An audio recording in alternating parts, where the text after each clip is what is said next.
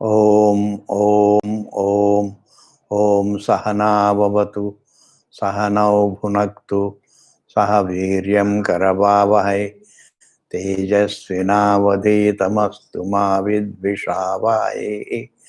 Om Shanti Shanti Shanti.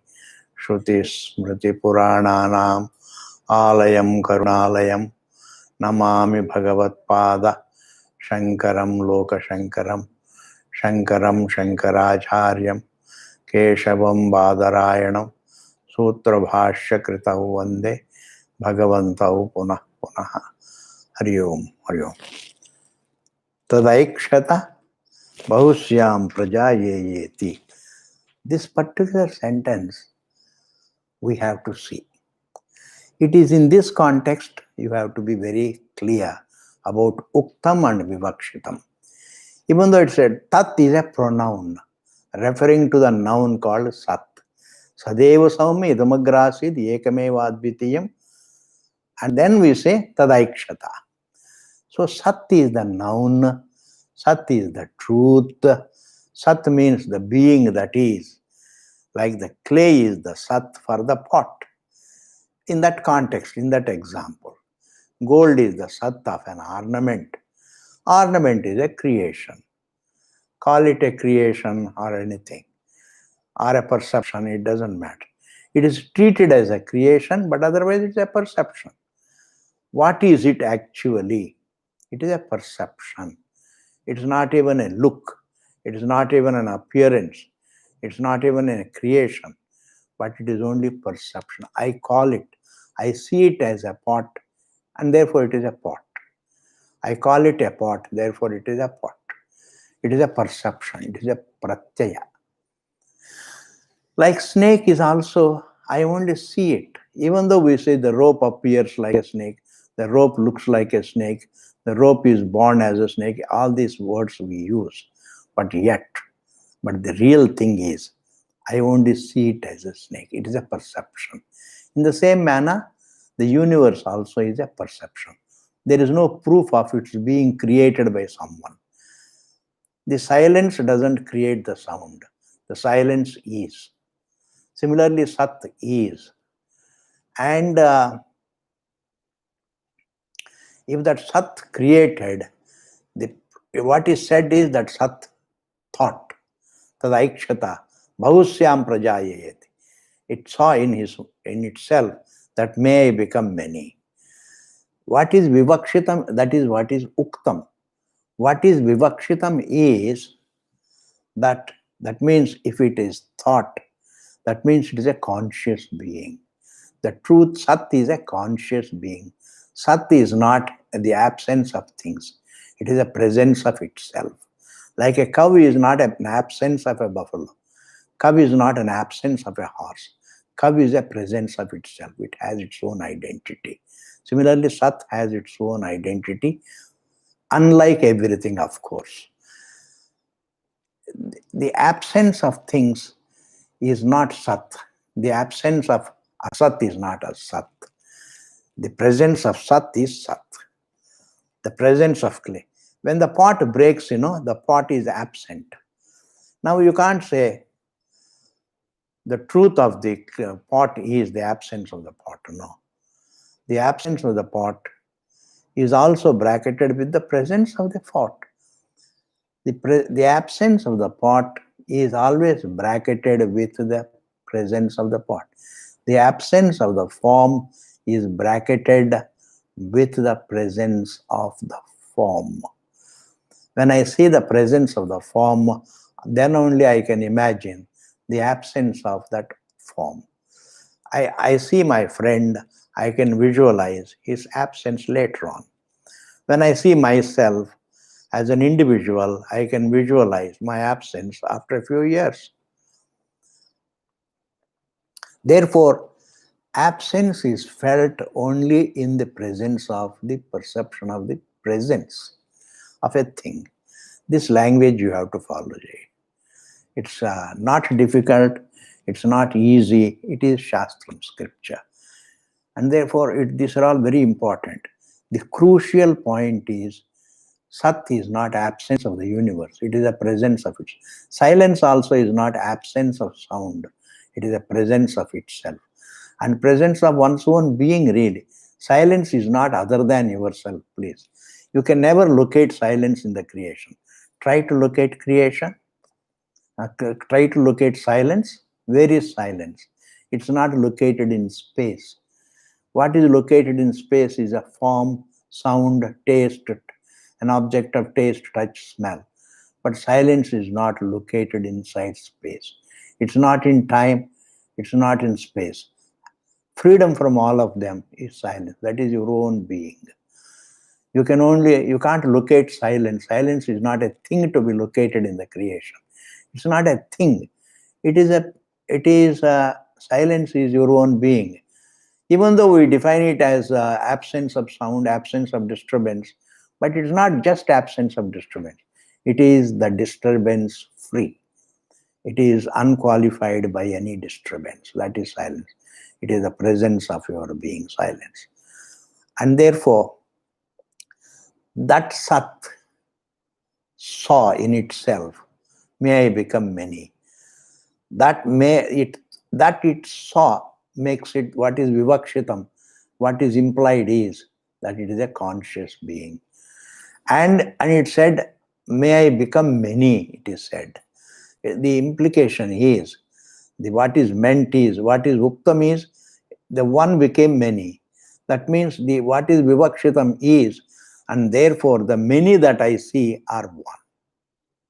Because the one became many. If the one became many, then the many are one. That is the vivakshitam. Tadaikshata bhavusyam prajayayati. Prajayayata. Tat tejo srijata. And that Sat created the first element called the fire element.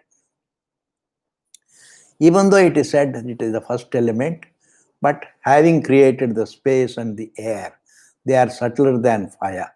As I told you, the space is available for only audition, and the air is available for touch and audition, and the fire is available for audition, touch, and sight. And therefore it is grosser. The subtlety, the gradation of the elements is judged by their objectifiability, by the number of senses. If it is objectifiable by more number of senses, then it is grosser. If it is objectifiable by less number of senses, then it is subtler. And therefore, the senses determine this sense objectification of the five elements, determine the subtlety or grossness of the five elements. So tattejo srijata, asrijata. Tattejaha asrijata. Tat stands for Sat, the noun. Every time the pronoun has to be understood as the noun. Tat, that. Rama was a good human being. He was a good prince. And he went to the forest. There he means Rama. You can't say he means some kind of paroksham. It is not he means, it is not some kind of he. He means some distant. He refers to Rama. In that manner, tat tejaha asrijata means sat tejaha asrijata. That it created, and the implication, vivaksha, what is said is, the Sat created the fire element. Yes. Fire element or light element, it doesn't matter. It created the light, it created the fire. Ushnata and Prakasha are the nature of the fire. You can say that the Sat created the heat, and the Sat also created the fire element, and also you can also say the Sat created the light element. It doesn't matter at all. So he created me. Where is the proof of Sat creating? You may ask this question. Sir, creation, he created, the one became many means the vivakshitam is The many are one. And it created the fire means, yes, the creation means the creation doesn't qualify it doesn't taint the source. And if you say Sat appears as the creation, the Sat only created the whole fire element, means it did not create out of some material, itself is the material. It means what? It appears as the fire element. Means what? It looks as the five elements. To begin with, I can say it becomes the five element. It becomes the fire. Then we say it appears as the fire. Then we can say it looks like a fire. And the most correct word that to be used here is, it is perceived as fire. Therefore, perception itself is creation, please. You wake up and you see, that is creation. Because there is no proof of it's somebody creating, somebody willing. Because willing also is a part of creation. Truth cannot have a will. Truth is a presence of consciousness. Truth cannot have any will, please. The will is a part of creation. If the truth also has a will, then it becomes an individual. An individual. And it is not like us. Because only there can be individual will, there is no such a thing called absolute having a will. Absolute doesn't have a will. The will is objectifiable. If it is objectifiable, then it is a part of creation. The will becomes a part of creation. And what is a part of creation cannot be the source of the creation. And therefore, we can say Sat looks the Tejas, or appears as the Tejas, or the Sat becomes the Tejas. But all these things, any word you can use, but it means only, it looks as the Tejas, but it doesn't change the source. It doesn't change the Sat. The changelessness is it became the Tejas, it appears the Tejas, it looks the Tejas, or it is seen as the Tejas. You can use any word, but then it's not. Even though I have said that a fact is not supposed to look different from what it is, it's not supposed to appear different, it's not supposed to become different, it is only seen as different. It is only seen as different. That is the rightest term. The most correct term is, it's a perceived, it is viewed, and it is a wrong perception. Itself is called creation. Therefore, you wake up, before you wake up, you are absolute, please. And right there, you start seeing the many. The unmanifest is seen. When the unmanifest means there is universe, but it remains unseen. When you see the universe, that is called creation. The unmanifest is being seen as manifest. That is called creation. Tad aikshata, tad tejas srijata.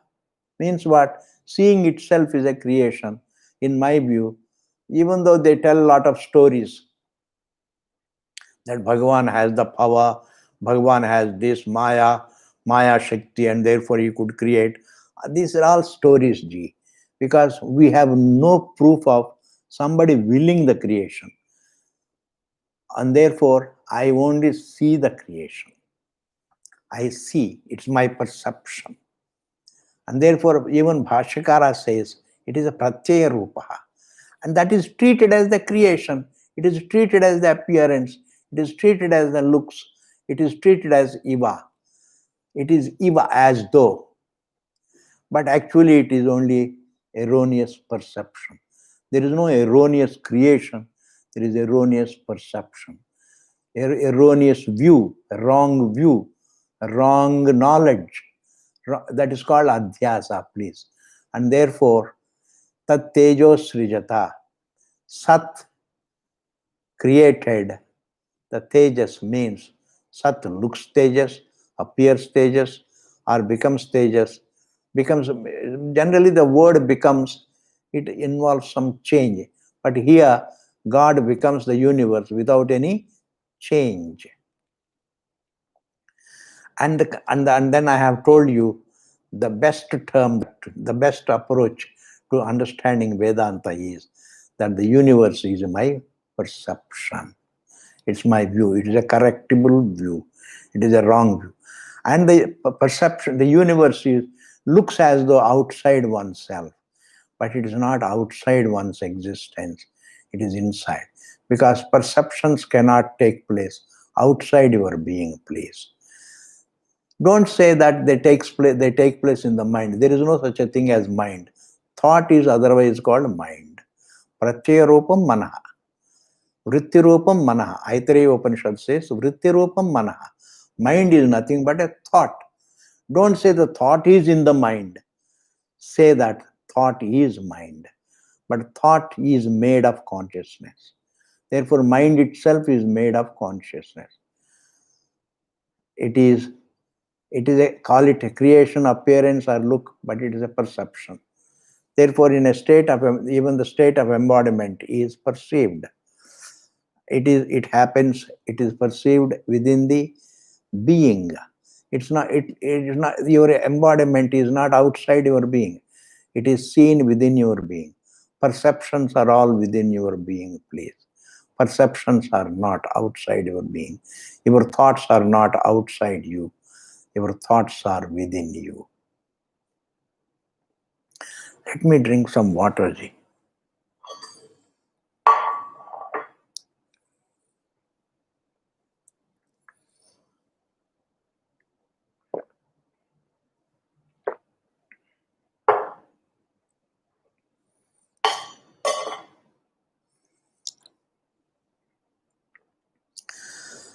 And there are two words, Ji. Trivrit Karanam and Panchi Karanam. You can understand this is not a big deal. Trivrit Karanam means mention of three elements.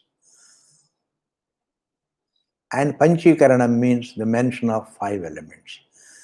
The three elements, here it is said only the Sat created the, Sat became the fire, and Sat as the fire became the water, and Sat became the earth element. There is only a mention of three elements. It stands for Panchikaranam. Trivrit Karanam stands for Panchikaranam. Panchikaranam means five elements. Trivrit Karanam means three elements. In fact, Taittiriya Upanishad says, Tasmad va yetasmad akasha samputaha akashad vayuhu vayor agnihi agner apaha adhyah prithvi prithivya oshadayaha oshadibhyo annamiti. There it is mentioned that there are akasha, vayu, agni, apa, prithvi. These are the elements born. Some Upanishads mention five elements, and Chhandogya Upanishad mentions, 6th chapter mentions only three elements. Where there is three elements it's an upalakshanam. It is called upalakshanam, means it stands for, it means five elements. That is called upalakshanam. It means like akasha means what? All the five elements. Man is an upalakshanam for both man and woman. It's an upalakshanam. Man means humanity. It is an upalakshanam for the entire humanity. Man is a gregarious animal, we say. That man means the entire humanity is a group of gregarious animals. That is called upalakshanam. These words you can pick up, Ji. There is nothing wrong about it. There is nothing. It is always better if you can hear a film song a few times, you gungunavo and you memorize it. Similarly, these words also you can memorize. You can just keep it in your mind. They help you in understanding the truth. Ji. The language of the Vedanta helps you to understand Vedanta. The paribhasha, it is called a paribhasha, means the language pertaining to the truth. Vedanta paribhasha iti. And therefore you don't have to feel put off by these words. Don't say Swamiji uses a lot of Sanskrit terms. I don't use any Sanskrit terms. I explain when I use a Sanskrit term, I explain it in English, please. You don't have to unnecessarily get tensed up. You don't have to dislike the classes. Continue to hear the classes and continue to give your focus. Continue to focus on certain points, crucial points. See, the evidence is that there are 5 elements. Therefore, even though an Upanishad mentions only 3 elements, but it stands for 5 elements. That is called Trivrit Karanam, is an Upalakshanam for Panchikaranam. This I have explained. And there are a lot of points attached to it. What is Trivrit Karanam, Panchikaranam? That is a big, they tell a lot of stories. That's all unnecessary for you. You can only understand the mention of 3 elements. Trivrit Karanam means the mention of 3 elements is an Upalakshanam. It means mention of 5 elements. So Sat created all the 5 elements, means the entire universe, along with Kala, along with the thought, everything. They are not really parallel. They are all just one block G. Time and space are not 2 parallels. They are just one block. They are concomitant. Thought and time and space are not parallel to each other. They are all one block. Because time is a thought of time, space is a thought of space, perception of space, the universe is a perception, and there is nothing parallel to the thought, please. There is nothing parallel to thought. An object of thought is not parallel to thought. Snake is not parallel to your sight of the snake. It is nothing but your knowledge of the snake, your erroneous knowledge. It is a misconception. We always think things as parallel. There is no parallelness, please. Even the waves are not parallel. Even the people say that the waves are parallel, one wave is parallel to other waves. There is a mention, but in my view, they are also not parallel. Every wave has water, and therefore, as water, there is no parallelness. And therefore, waves, we don't have to define a wave as parallel to other waves. Forms, even forms, every form is made of the same truth. How can they be parallel? As truth, they are all the truth, the same truth. And therefore, the time, space, thought, form, all these things are not parallel. They're all the same being. Between perception and the object of perception, there is no parallelness. They are only, they are one block. They are one being. To begin with, we say it is one block. Then later on, we say it is one being. Tat tejaha aikshata. Then Parameshwara, the Sat, as the Tejas, Sat as the Tejas saw. Then tad apos bahusyam prajayayeti. May I become many. The Tejas saw. Tejas means Parameshwara only. The Sat, standing as the Tejas, saw that may I become many. And then it became many and became water element. Prajayeti tadapusrijita. Apaha means pani ko. That is called second case. Tadapusrijata. Apaha means waters. Apaha means 2 waters. It created the waters. It's the object of creation. Meaning, fire is a perception and water also is a perception. And where is it perceived? Not in the mind, please. Because mind is a thought, is a perception. It is perceived in the non-dual being. It is in the non-dual being. And therefore, you wake up. You don't leave sleep. Within the non-dual self, you perceive the world. Therefore, the world is perceived in the non-dual being. Right in the deep sleep state, you open your eyes. Don't say, I leave the deep sleep state and come into the waking state and perceive the waking world. This Mahabharata is not necessary. If you think very closely, then you understand within the deep sleep state, you open your eyes. The embodiment is felt. Within, like the sound that takes place within the realm, within the context of silence. It doesn't take place outside silence. It takes place within silence. In the same manner, the Dvaitam takes place within the Advaitam. The perception appears, the universe appears within the non-dual.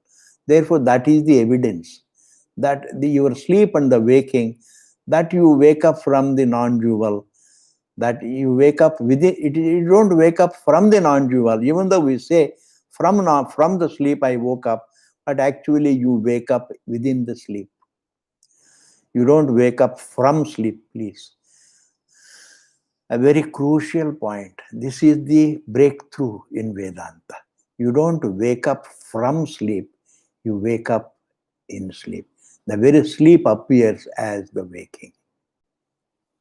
The very non-dual appears the waking. Even if you say in the sleep, it is a kind of a breakthrough, because you don't see that I wake up means I leave the sleep and come. That's wrong. You don't leave silence. You don't wake up from sleep. You wake up within the sleep, within the peaceful state. Within the serene state, the waking takes place. And therefore, that is the evidence for the fact that the non-dual is the material for the dual. And therefore, perception of the universe is creation. It is perception, but it is treated by the Shruti as Srishti. It doesn't matter at all. It is a Srishti Prakriya. It is a Prakriya, it is a methodology of teaching. Like the snake is a perception, but if you treat it as a creation, what is wrong in that? Because as a creation, it is born of the rope, it is sustained by the rope, and it goes back onto the rope. Means what? It doesn't change the rope. If it can go back to the rope is intact. Similarly, if the universe has to resolve back in the source, that means the source is intact. Therefore, Srishti, Sthiti, Laya explain the changelessness of the source. Perception, distortion also implies no change in the fact. Distorted perception does not amount to adhyasa, means no change in the source. And the prakriya called the Srishti Prakriya also doesn't mean any change in the source. Therefore, call it as a perception, call it as a creation, it doesn't matter. It is a Srishti Prakriya. In Srishti Prakriya, Sthiti Prakriya, Laya Prakriya, this is. If the waves are born of water, sustained by water, and they go back into water, it means they are one with water. If they are one with water, what is the Vivakshitam? Water alone is. That is the Vivakshitam.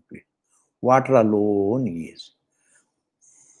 If the universe appears in consciousness, disappears in consciousness, sustained by consciousness, and disappears in consciousness, it is born of consciousness, sustained by consciousness, and it goes back into consciousness. What does it mean? It is non-separate from consciousness. And what is the implication? Consciousness alone is. That consciousness, thou art, it is said. You are not really limited consciousness, you are unlimited consciousness. And what about limitation? Limitation is a pratyaya. It is a sense. It is a distortion of, because when you have a distorted perception of the unlimited, you cannot see it as more than unlimited or bigger than unlimited. You have to only misconceive it as limited. The vast space thinks that I am locked up in a pot. And it's a distorted perception. and it is its distorted perception. And therefore, distorted perception doesn't change, that perception doesn't affect its vastness. It continues to be vast. In the same manner, here also, so if the pot itself is made of space, the immediate material for the pot is space. What is the implication? Space alone is. In this, that is Drishtantam, please. Don't take it as the topic. Just as the pot is made of space, similarly, space and all the contents of the space are made of consciousness and sustained by consciousness, and they go back unto consciousness. Means what? They are non-separate from consciousness.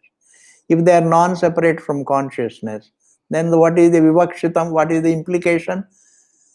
Consciousness alone is. You alone are. Like in the deep sleep state, the entire Dvaitam has laya. The embodiment itself has laya. Your thoughts have laya. Your attachments, detachments, likes and dislikes, your emotions have laya. At that time, what is there? You alone are present. Don't say the absence of everything alone is. No, your presence alone is. And within that presence, you see the universe. That is called waking up. Seeing the universe within the silence, within the peaceful presence of yourself, is what is called waking up. You don't wake up from the deep sleep state, you wake up in sleep. And therefore, the non-dual presence alone is the material for the entire universe. And therefore, the vivakshitam is, that is the evidence place. People ask a question, how can you say that Advaitam is the material for the Dvaitam? Say your waking up in sleep is the evidence. It is the evidence of the fact that the non-dual is the material for the Dvaitam, the duality. It is the peace that is the material for all the disturbing thoughts. It is the formless non-dual that is the material for all the forms. Now people ask a question, what is the evidence? Say your own sleep is the evidence. You sleep, that is evidence. Sleep is, and you wake up, that is evidence. That is evidence of the one becoming many, the one being seen as many. And you don't will the waking up. You don't will the perception of the many. You find yourself perceiving the many. That is why it is called swabhavikam. It is called naisargikam. These words are very important, ji. It's a naisargikam means I don't will it, but I find myself with it. I find myself waking up. I find myself asleep. I find myself non-dual. And that is the evidence. I find myself again perceiving the universe. Where do I perceive the universe? Right in the non-dual. You don't come. It is not possible for the wave to come out of water. In the same manner, it is not possible for the individual to come out of the non-dual, because there is no out of the non-dual. It is infinity. You can't think of the outside of the infinity. You can't think of an outside to the infinitude. Like the space is vast. There is no outside, physical outside to the space. In the same manner here also, there is no outside to the infinity. And therefore, what is the evidence that the non-dual, the truth is non-dual? What is the evidence that it is the material for the Dvaitam? If somebody asks, and this is the question you should all ask, and also understand the answer is in yourself, your own experience of the deep sleep. And right in the deep sleep state, you see the universe and you see the dream also. Everything is perceived in the deep sleep state, and therefore, just as the dream is dreamt, similarly the waking also is dreamt. That is why the dream is given as an example for the waking. The waking also is dreamt. If you are seeing the Dvaitam within the Advaitam, That means you find yourself seeing it, means you find yourself dreaming it. Therefore, life is a dream, death is a dream, suffering is a dream, and the feeling of limitation is a dream. Our entire samsara is dreamt, please. And therefore, what is dreamt? Even the usefulness. Sometimes people say, what is useful cannot be false, it has to be real. My question is, sir, in the dream, there are many things, they serve your dreamt needs. The objects meet your needs.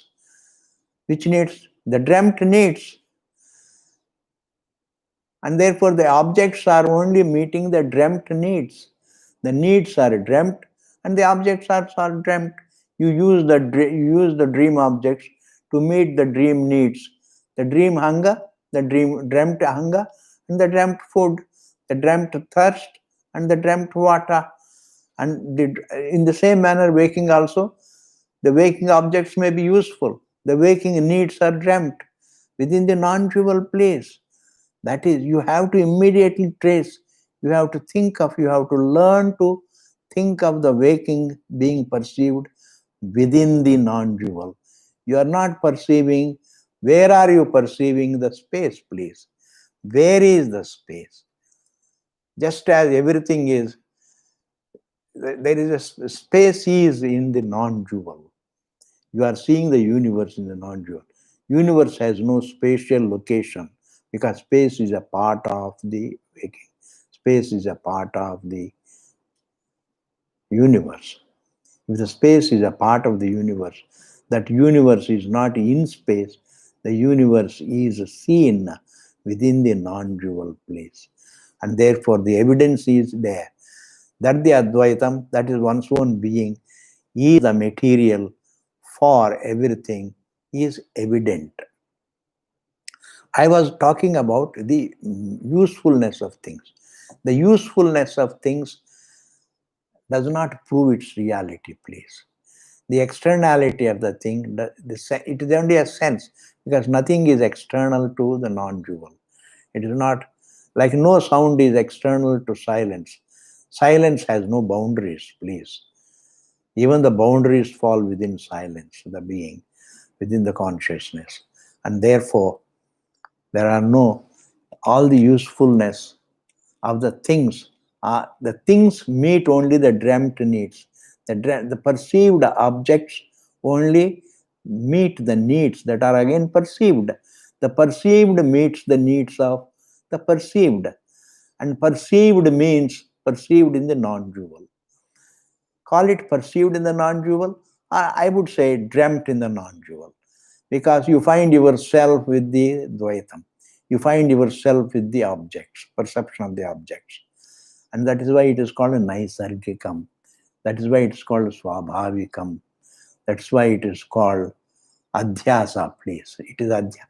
Adhyasa is, Bhagavan Shankaracharya says, this is something, Naisargikoyam Loka Vyavahara.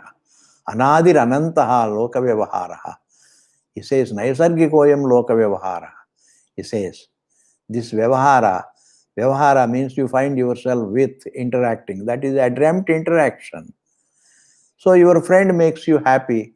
Therefore, your need for happiness is dreamt, and your friend also is also dreamt. Therefore, many jivas are dreamt. Just as you dream many jivas in the dream, in the waking also you dream many jivas. Every jiva dreams many jivas. It's not Eka Jiva Vada, please. It is not Eka Jiva Vada. All the many jivas are, every jiva is perceived within the non-dual. Jivatvam is perceived. And the jiva, who becomes the jiva? It is a non-dual that looks like a jiva. It is a non-dual Brahman that looks like a jiva, please. And therefore, the usefulness of things does not prove its reality. The externality of things does not prove their reality. And solidity also does not prove its reality. There is no, things are not solid. They're all perceptions. It is audible. Audibility is a perception. Audition is a perception. And vision is a perception. Taste is a perception. Touch is a perception. Smell is a perception. Other than these five perceptions, where is the object, please? You can understand every object is nothing but fivefold perceptions. And space is only one perception.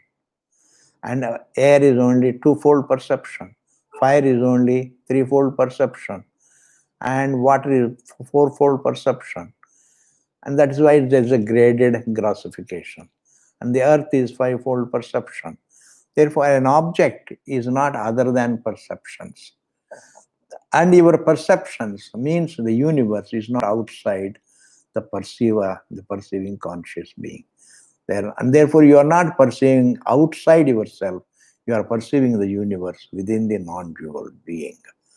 Just as you perceive the sounds within silence, you are perceiving the universe within the non-dual being place. And therefore, it is said, Tasmad yatra kvacha shochati svedateva purushaha tejasa eva tadadhyapo jayante. Sat created the tejas. Sat thought, and it wanted to become many. Its thought of becoming many. The vivakshitam is, therefore, if the sat became many, therefore the many are the sat. If the sat thought, then sat is not an inert thing. The source of the inert is not inert. The source of the inert is conscious being, the non-dual being. The sat of the sat of the many is one sat. The water has to be considered as one water. Waves, the forms are many, are made of one water. Ekarasam it is. The same sea water. In the same manner, the sat became fire, and sat itself standing as the tejas, as the fire, created water. And therefore it is said, that's not very important. Therefore, whenever you sweat or whenever you cry, there is always heat, and from the heat comes the water. The tears are water, the sweat is water. When the temperature is the fire, when there is a fiery, when there is a hot temperature, you sweat. When there is a hot temperature in the mind, you cry. And therefore, from the heat comes the tears, from the heat comes the sweat. It is all because originally it is from the fire the water became. This is not very important. That it's not a drishtantam for proving anything. It is just a simile. It is a simile. Simile is different from inferential drishtantam. Inferring drishtantam is different from simile, please. Vedanta has only similes. Vedanta doesn't have inferring examples. Inferring, what is the difference, Swami? I will tell you. It's like, when I use the word like, see, I see the rope as snake, like I see the water in the mirage, in the sand. It's a simile for one another. They are a simile for each other. I see the dream in just as I see the dream in myself, I see the waking also in myself. That is called a simile. Just as. It is not inferring. It's not like this. I see the dream in myself, therefore I see the waking in myself. It's not therefore. Therefore means hetu. That becomes inference. Such inferring drishtantas are not there in Vedanta. There are no inferring drishtantas. Like I see the smoke and therefore there should be fire. There should be fire. That is called inference. There should be fire. The universe is inert. Therefore, the source also should be inert. That is called inference. But it is a wrong example. The Vedanta says the universe is, anything that is objectifiable is inert. But the source is, you are objectifying everything within yourself. It looks outside you. That is the Bhranti. That is the misconception. But otherwise, everything is seen within yourself. Thus, there is a difference between examples for inferring and the similes. The similes are different from inferring examples, please.